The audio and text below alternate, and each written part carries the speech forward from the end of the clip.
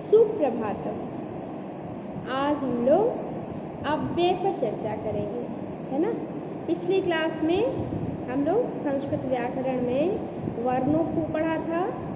वर्ण के बाद उसी क्रम में माहेश्वर सूत्र, वर्ण विच्छेद, वर्ण विन्यास, है ना, वर्णों का उच्चारण स्थान, संधि, संधि स्वर संधि के भेद, ये सब हम लोग पहले पढ़ चुके हैं। आज हम लोग अव्यय पर चर्चा करेंगे, है ना। अव्यय क्या है?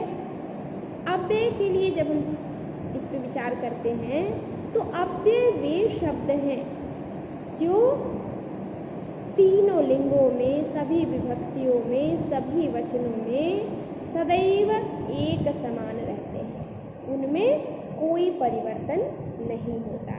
जब हम अव्यय की परिभाषा करते हैं तो आप देखिए, परिभाषा लिखेंगे, लिंग विभक्ति या वचन के कारण जिन शब्दों में किसी तरह का परिवर्तन न हो, है ना, लिंग विभक्ति या वचन के अनुसार जिन शब्दों में किसी तरह का कोई परिवर्तन न हो, यानी चाहे किसी लिंग में हो, किसी विभक्ति में हो, किसी भी वचन में हो, लेकिन अव्यय वे शब्द हैं जिनमें कोई परिवर्तन नहीं होता है। जैसे उदाहरण मान लीजिए, अद्य बालकः गमिष्यति, तो अद्य अव्यय है, तो अद्य बालकः गमिष्यति भी हम कहेंगे। यदि बालकः बहुवचन कर दे, अद्य बालकाः गमिष्यन्ति, स्त्रीलिंग कर दे, अद्य सीता गमिष्यति, तो हम नपुंसकलिंग क्या कर दे, फलानी संति। अत्र भी जैसे अव्यय है, अत्र फलानी संति कर दे, अत्र फलम अस्ति, अत्र फलानी संति, तो अत्र फलम अस्ति एक वचन हो गया, अत्र फलानी संति बहुवचन हो गया। लेकिन हमने क्या देखा कि अत्र में या अद्य में कोई परिवर्तन नहीं होता है। वैसे ही और भी हम लोग अव्यय की चर्चा करेंगे। तो अव्यय को याद रखना है, अव्यय के अर्थ याद रखना है, और उससे फिर हम छोटे छोटे, जैसे परीक्षा में भी आता है, अव्ययों से हम लोग वाक्य बनाएंगे। अव्यय में मुख्य समझना यही है, आपको याद रखना है कि अव्यय किसी भी विभक्ति, किसी भी लिंग में हो, अव्यय में कोई परिवर्तन नहीं होता है। इसलिए अव्यय का प्रयोग करना ज़्यादा आसान है, क्योंकि मान लीजिए आप और किसी शब्द का प्रयोग करते हैं तो आपको ध्यान रखना है कि वह किस लिंग में है, किस विभक्ति में है, किस वचन में है। मान लीजिए एक उदाहरण, गतः, गम जो रखता गतः बनता है, तो पुल्लिंग में गतः होगा, स्त्रीलिंग में गता होगा, नपुंसक लिंग में गतम होगा, है ना। लेकिन अव्यय क्या है? जो अव्यय शब्द हैं वो तीनों लिंगों में एक समान होंगे। विभक्ति है तो विभक्ति अनुसार प्रथमा विभक्ति, द्वितीय विभक्ति में हर शब्द चेंज हो जाता है। लेकिन यदि कोई शब्द अव्यय है तो वह किसी विभक्ति लिंग वचन में हो, उसमें कोई परिवर्तन नहीं होता है। अब हम लोग एक एक करके अव्ययों को देखते हैं। जैसे है अद्य,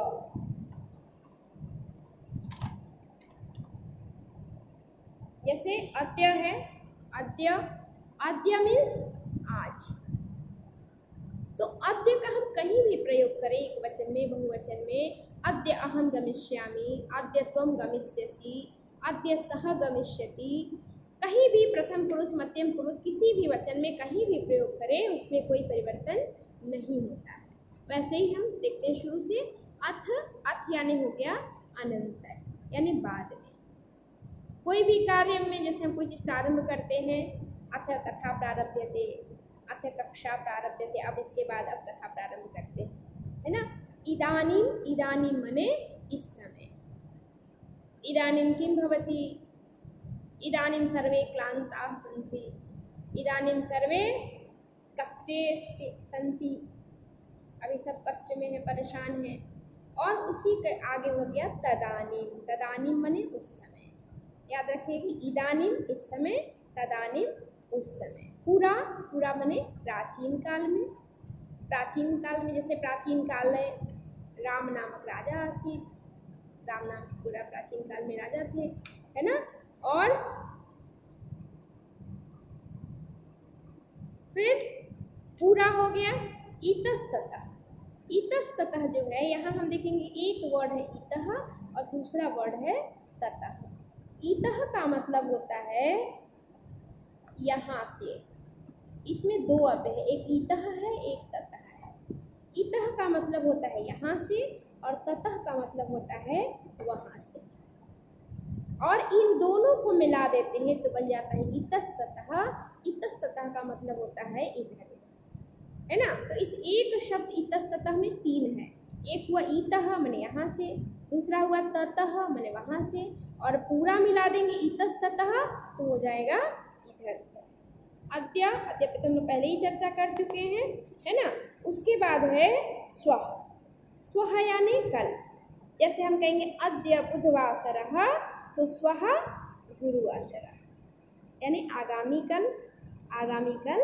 और यह का मतलब होता है बीता हुआ कल, जैसे हम कहेंगे अद्य बुधवासरः तो स्वः गुरुवासरः और यह मंगलवासरः। अद्य बुधवासरः, यह मंगलवासरः।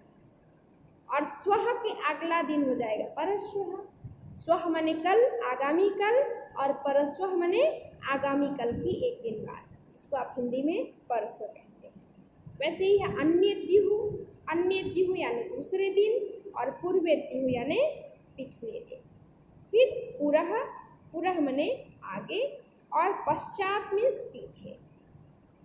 वैसे ही पुरतः भी होता है, पुरतः माने सामने और पृष्ठतः मीन्स पीछे। फिर है प्राक, प्राक मीन्स पहले। पार्श्वतः, पार्श्वतः मीन्स दोनों बगल से, पार्श्व मीन्स होता है ना बगल से, तो पार्श्वतः यानी दोनों बगल से। और उभयतः मीन्स भी होता है दोनों तरफ, उभयतः दोनों ओर से। और सर्वतः, सर्वतः यानी चारों ओर। और परितः माने चारों ओर, सर्वतः माने सब ओर, सर्व माने सब जगह, तो सर्वतः यानी कहेंगे सब तरफ से, और परितः मीन्स कहेंगे चारों तरफ से। उसके बाद आता है प्रतिदिनम, प्रतिदिनम यानी हर रोज, प्रतिदिन। फिर है सर्वदा, सर्वदा यानी सब समय, हमेशा, ऑलवेज। इंग्लिश में जो आप ऑलवेज कहते हैं वही हुआ सर्वदा। और सदा मीन्स हमेशा, सदा मीन्स भी हुआ कि एनी टाइम, जैसे सह सदा सत्यम वदति, हमेशा सच बोलता है।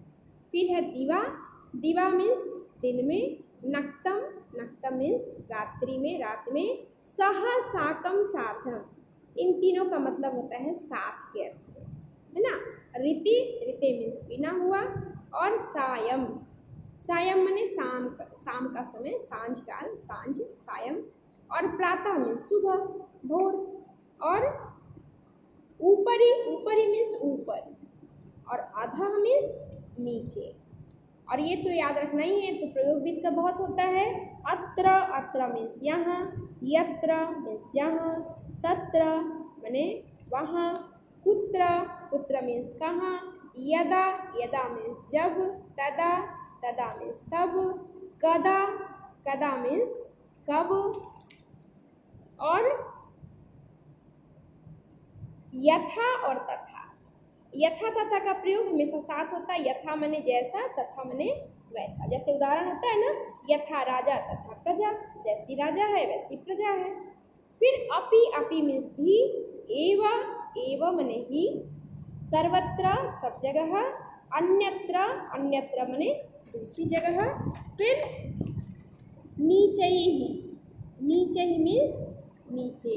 और कहीं कहीं होता है धीरे से भी होता है, नीचे माने नीचे भी होता है, और नीचे माने नीचे माने नीचे भी होता है। और उच्चैः मीन्स ऊंचा भी होता है, उच्चैः, और ऊंचे स्वर में भी होता है। उच्चैः माने ऊंचा और ऊंचे स्वर में दोनों होता है। पृथक मीन्स अलग। कथम किस तरह। और फिर है यावत, यावत मीन्स जब तक, तावत मीन्स तब तक। यावत और तावत का प्रयोग प्रायः एक साथ होता है। यावताम पठामि तावत वार्ताम मा कुरु, जब तक मैं पढ़ता हूँ तब तक बात मत करो। तो यावत और तावत, यावत माने जब तक, तावत मीन्स तब तक। उसके बाद है कुतः, कुतः मीन्स कहाँ से। तुष्णिम, तुष्णिम मीन्स चुपचाप। किंचित थोड़ा, सर्वथा, सर्वथा माने सब तरह से, और अन्यथा नहीं तो जैसे कहते हैं ना ऐसा करो नहीं तो ये हो जाएगा। अध्ययनम कुरु अन्यथा उत्तीर्ण न भविष्यति, अध्ययन करो नहीं तो पास नहीं होगे। ओम और आम माने हाँ, यस जो कहते हैं संस्कृत में आम होता है उसके लिए। और मृषा मिथ्या मीन्स झूठ, सह मिथ्या सदैव मिथ्या वदति, हमेशा झूठ बोलता है। और सांप्रतम मीन्स होता है संप्रति, अभी, और असांप्रतम मतलब अनुचित हो जाएगा। और सुष्ठु मीन्स सुंदर, जैसे स सुष्ठु लिखती, अच्छा लिखता है, सुंदर लिखता है ना। तो इस तरह से हमने कुछ अव्ययों पर चर्चा की। आप किसी भी व्याकरण बुक को निकालेंगे तो उसमें आपको बहुत सारे अव्यय मिल जाएंगे, है ना। तो आपको भी लिखना है इसी तरह से, अव्यय लिखेंगे, अव्यय की परिभाषा लिखेंगे, और कम से कम 20 अव्यय तो आप लिखेंगे ही। मैंने गूगल क्लासरूम पे आपको असाइनमेंट की आज अव्यय ही दिया है, तो आप इसको कंप्लीट कर लेंगे। अगले क्लास में हम लोग फिर दूसरा व्याकरण का टॉपिक करेंगे, है ना। धन्यवाद।